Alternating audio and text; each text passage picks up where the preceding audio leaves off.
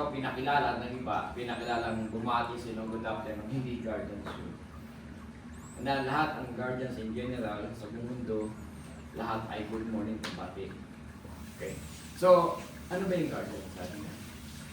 Ang guardians ay isang group na naninindigan para pagtanggol ang bayan natin.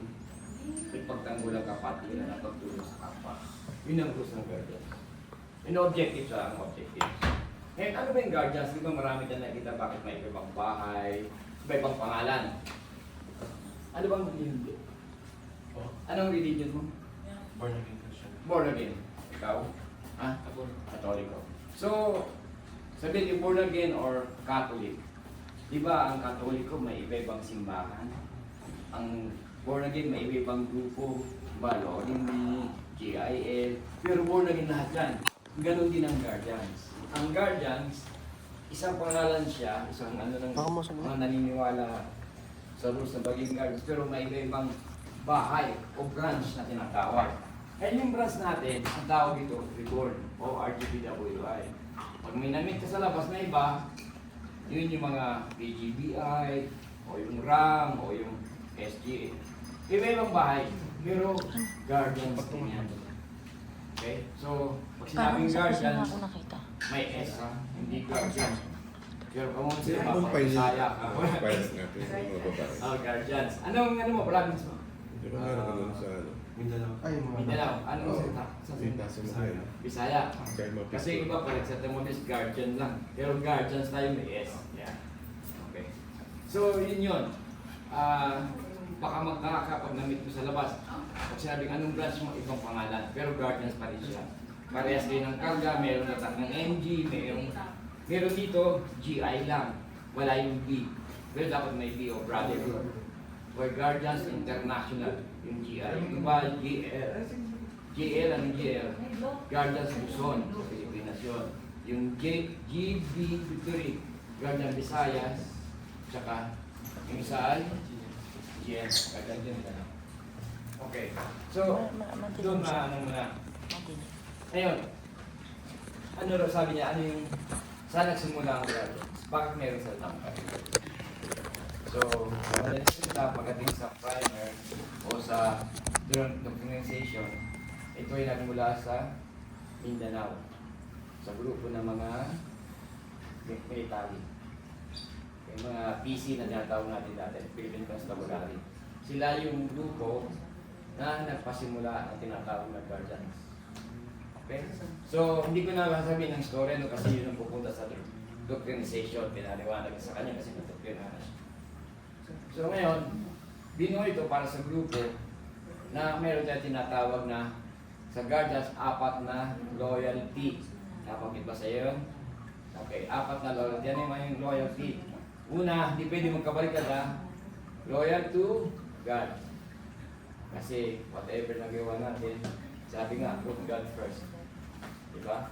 Yung magigising tayo, matutulog tayo, o lalabas tayo ng bahay, nag-pray tayo. Put God first. Pangalawa, loyal to family. Okay. Family, paano tayo nag-abroad? Para sa pamilya natin. Para sa buhay natin na pinaghahandaan. Yung pangatlo ay loyal to work. Kasi, halimbawa, may meeting. May meeting ang guardians, ang pang-apat ay guardians na yung pang-apat, o brotherhood.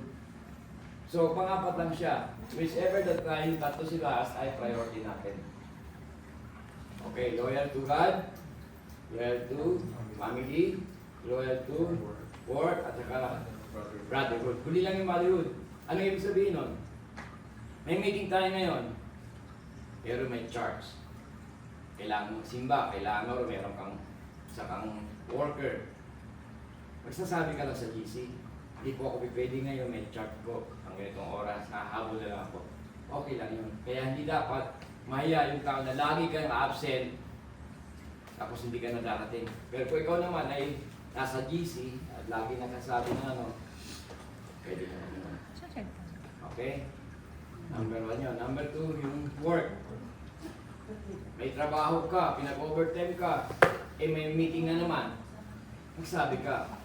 Kasi pag ikaw nawala ng trabaho, pinilit mo mati ng brotherhood, pinag-overtime ka ng boss mo, hindi ka na pasasahuli ng brotherhood.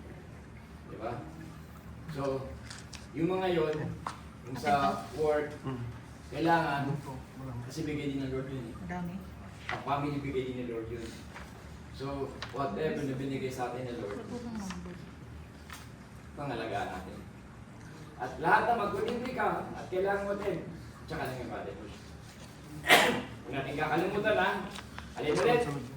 God, family, work, very good. Dito sa... Ngayon, meron din tinatawag na core na. Nasaan yung huli? Ano yung ibig sabihin ng core na yung hindi dapat? May ano yung parang yung... O hindi nangyayari, o hindi natin ginagawa. Core na ito tinatawag na royalty. Ano yun? Number one, ito pwede magkabaliktad. Pero ano yung number one? Tayo sa Guardians ay non-sectarian. Kaya meron ka makikitang membro, may iglesia, may Muslim, may born again, may Katoliko. Kasi wala tayong pinipili. Kasi ang brotherhood ay paglilingkod, pagtulong. Hindi yung, kasi yung iba, bakit natin nag-member? Para ano? Kasi yung iba nag-member kasi Hindi na sinali kasi papalit. kailangan ko nagkakampi. Kailangan ko nang hingi ng tulong.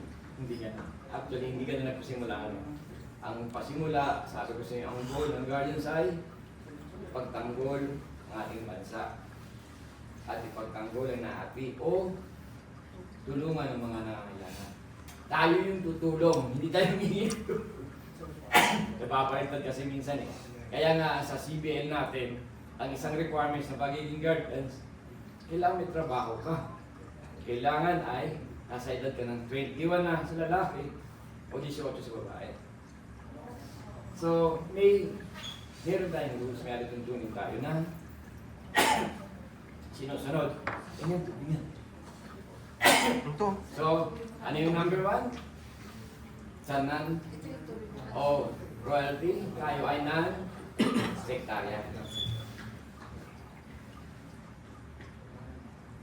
Time up muna ako, hindi ka na ako eh. Tandaan lang. Okay. Number one. Non-sectarian. Number two. Ano yung isang royalty natin? Tayo ay non-politics. Hindi ako buboto para hilahin ko para iboto nyo yung gusto kong iboto nyo. Hindi tayo ganun. Hindi natin hinahawakan ng tao para sa isang politics na ano. Unless isa sa kapatiran, ang tumakbong kandidato gusto natin suportahan. Okay lang yun. Pero hindi namin hawak ang boto ninyo na sasabihin, oh, boto nyo to. Kailang ganun. Kaya hindi tayo sumasali sa politics, hindi tayo nakikigulo sa gobyerno. Okay? Hindi natin tinotolerate yun. Pero yung gumagawa ng gulo, dinawarningan natin yun. Okay? Una, ulit. Kaya ako inulit-ulit, gusto ko makabisado natin. Tayo ay non-sectarian. Number two, non-politics. Number three, tayo ay non-profit group. Hindi tayo ng grupo sumali sa Guardian para magbenta ng kung ano. Pinapunta ka dito o benta mo to para magkapera. Hindi tayo ganun. Okay? Tayo lahat dito ay volunteer. Bakit yan ang volunteer? Kasi gusto natin mag-serve. Gusto natin makatulong. Hindi para mag-business tayo. Kaya, nabawa, mayroong nagaya sa atin, o ito, tulungan nyo, benta nyo naman ito para sa akin. Hindi natin tinotolerate yun. Kaya nga tayo ng profit. Kasi pag nakita rin ng gobyerno, na tayo ay isang grupo na kumikita, na nagbi-business, tatanggalan tayo ng lisensya. Kasi yung grupo natin ay non-profit group tayo, na naka-register tayo sa Security and Exchange Commission. Legal tayo, hindi tayo yung butaw na para lang binuo para pagkapirahan ng ibang tao lang. Okay? Again, number one, non-sectarian, non-politics, non-profit, at yung isa huli ay tayo ay non-lobbying. Ano ba yung non-lobbying? Itong ayaw ng iba eh. Yung iba kasi, ito ang number one natin tinotolerate. Yung iba, na-invite, tapos ang nag-invite ay lalaki, gwapo, sumasama yung babae. Dahil, naundukan lang. O kaya, babae naging bita, tapos, oh, maganda, type niya, doon lang sila sumasali. Pero wala talaga tinatawag na organization rules. So, kaya sinabing ng labing, hindi mo pwedeng ligawan ang iyong kapatid. Kapatiran dahil ito ay family. Pag sinabing kapatiran, kapatid, with due respect. Unless, talagang, halimbawa, ligawan mo si kapatid, dalaga siya, binata ka, okay lang yun. Pero kung binata ka, type mo kaya may asawa na siya, huwag mo nang guluhin. Kasi hindi natin tinotolerate yun. At bilang babae naman, hindi mo rin porkit malayo ang asawa mo, papatong ka naman sa binata. Hindi natin. So, hindi natin maiwasan. Honestly, walang organisasyon perfecto. Yung iba, para lang mangyari ang lahat, tatago nilang sekreto. Pero wala tayong magawa eh. Meron talagang tao na. So, ayun yung ibig sabihin. Ang ibig sabihin ng labing ay, hindi natin tinotolerate ang naninira ng isang relationship na matayos. Okay? Kasi may relasyon na siya. Although may problema siya, sinasamantala naman natin. Tutulungan natin para mapamahal sa atin. Pero siyempre, may sabi ko lang, may kwento ko lang, may nangyari na ganyan sa atin, na ayaw rin na, nangyari rin. Na yung lalaki na in love sa babae. Pero siyempre, yung asawa niya natuwa dahil naging guardians, maganda yung batas. Actually, pag sinabing ng labing, matutuwa ang asawa natin, partner natin, kasi may kakampi sila na hindi natin tinotolerate sa grupo. Kaya nga lang, nung nangyari, na-in-love si lalaki sa babae, hindi na nakapadala ng pera sa Pilipinas. Inagreklamo na yung pamilya sa akin. Sabi niya, kung kailan naging guardian sa asawa ko, hindi na kami dala ng pera. Diba? Masaklap. So, maganda yung ano natin. Actually, kaya tinawag na ang guardians, may tinatawag na city name, kasi it changes. Kahit na meron tayo tinatawag natin kung actually nasa 21 na rules yun, na pag binasa natin, tsaka mo masabi, gusto mo ko bang maging guardians o hindi na? Kasi ang pagiging guardians, honestly, hindi katulad ito ng true naririnig yung Eagles. Narinig yung Eagles ako. Eagles din ako. Bakit natin pinasok ang Eagles? Kasi para malaman namin bakit pa ito sumita. So masasabi ko, ang Eagles, wala silang alituntunin. Wala silang pakialam sa relasyon mo o kanikman. Ang importante sa kanila, umatin ka, magbayad ka ng monthly dues, magbayad ka ng ganito, magbayad ka ng ganyan. Tapos masasabi natin, ang Eagles ay socialize. Pag may pera lang. Pag wala kang pera, hindi pwede. Hindi ka tulad ng guardians, may rules ka na pwede kang magbago, tapos ito ay pangmasa. Okay? So, naiintindihan niyo yung sinabi ko. May tanong ka tungkol sa guardians at unite, hindi yan. Ikaw, kahit na nakarga ka na, may tanong ka, sigurado. Anong tanong mo? Tanong na. Pero, ako magtatanong ngayon. Pero alam mo na siguro. Alam mo bang may babayaran? Hindi. Hindi. Actually, wala namang babayaran. Yung ginagawa natin dito ay membership. Pero yung membership, ibabalik sa atin. Ano ba yun? Halagang 200. Kasama na, babalik sa'yo yung damit, yung ID, yung certificate, yung primer, yung CBL, at saka yung reception. Kasama ron yung binayaran, yung pagkakarga. Kasi kahit saan ka pumunta, pag napatapo ka talaga, swerte mo na magbigay ka ng 150, 150, yun talaga, maliit pa to, na may drawing. So, doon lahat pumapasok yun. Sa halagang 200 real. Oh, ayaw mo na. Baka maya kasi iba, may babayaran. Hindi yun. Yun ibabalik sa'yo. Kumbaga, siyempre, para makilala ka na isang guardian, kasi dapat nakadamit ka rin. Dapat may ID ka, dapat may certificate ka. Hindi naman yun, actually, hindi naman natin yun, ang binibigay natin, piniprint natin, yung mga damit, hindi naman natin yan, binibigay din natin. So yung binabalik ka. Okay? Maliwanag? So alam na natin kung ano yung sabihin ng guardians. at bakit mayroong guardian. So, kung okay sa'yo, at ano, next na Friday or whatsoever na may meeting, kung kailangan bumalik ka kasi para matutrinahan, may paliwanag sa'yo ng gusto. At kung may tanong ka, ngayon pa lang, isipin mo na, pagbalik mo sa Friday, lista mo, may tanong mo na.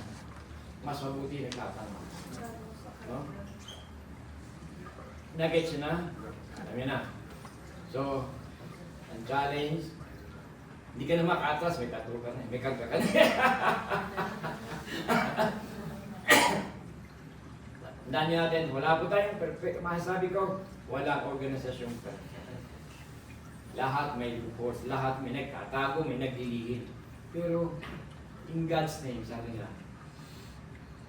pinipilit natin magpaka-Diyos, magpaka-buti. Pero, hindi naman tayo santo na perfecto natin magagawa. Diba? So, pagkakaroon ka ng sidunin, pag-isipan mo dahil pag yun ay nagkagas na yung sidunin mo, forever na yun. At yung gagawin mo, yun yung unique. Wala na ka. Ano ba? Combination ng girlfriend mo, pangalan mo, gano'n. Pagsamahin mo. Eh siya, binaligtad niya lang ang pangalan niya. Yancy. Jay. Dati nga, Jiski ang ano. Nga, Jiski. Diba? So, sana hindi lang ito yung una at huli. Kasi maganda ang plano namin sa year 2026. Magiging active lahat ng kapatiran.